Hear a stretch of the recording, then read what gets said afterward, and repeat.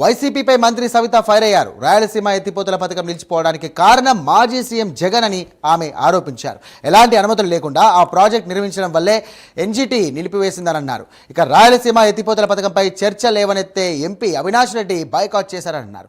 కేవలం రాజకీయ ఉనికి కాపాడుకునేందుకే జగన్ మెప్పు కోసం అవినాష్ రెడ్డి బాయ్కాట్ చేశారని ఆమె ధ్వజమెత్తారు. జగన్ వైసీపీ నాయకులు ఎన్ని బెదిరింపులు చేసినా రాయలసీమలో ప్రతి ఎకరాకు నీరు అందిస్తామని మంత్రి సవిత స్పష్టం చేశారు. అవినాష్ రెడ్డి గారికి కానీ వైసీపీ పార్టీ ప్రజాప్రతినిధులకు కానీ కడప జిల్లా ప్రజలపై ప్రేమ కానీ బాధ్యత కానీ నిబద్ధత కానీ ఉంటే మరి ఈరోజు డిఆర్సీ మీటింగ్ జరుగుతోంది.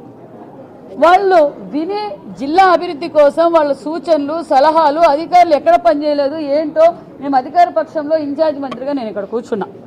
మరి అది మాట్లాడాలి. మాలా ఆయన అడగటం కూడా తప్పులేదు.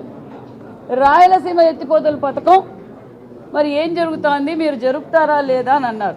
నిమ్మల రామానాయుడు గారు రాయలసీమ పథకం వృధా అని అన్నారు అని అవినాష్ రెడ్డి గారు చెప్తున్నారు. నిమ్మల రామానాయుడు గారు రాయలసీమ ఎత్తిపోతల పథకం వృధా అని చెప్పలేదు. క్లారిటీగా ఉంది.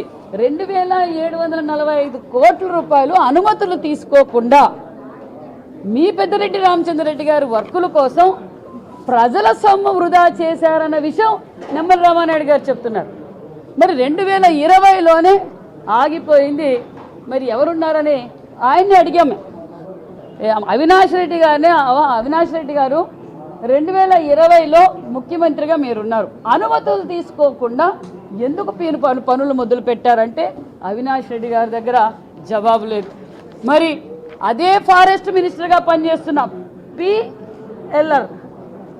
పిఎల్ఆర్ కంపెనీ మరి రాష్ట్రంలో ఎక్కువగా వర్కులు చేసిన వ్యక్తి ఎవరంటే పెద్దిరెడ్డి రామచంద్రరెడ్డి గారు. మరి పెద్దిరెడ్డి రామచంద్రరెడ్డి ఫారెస్ట్ మినిస్టర్గా ఉన్నారు. ఆయనకు ఫారెస్ట్ డిపార్ట్మెంట్లో పర్మిషన్లు తీసుకోలేదు.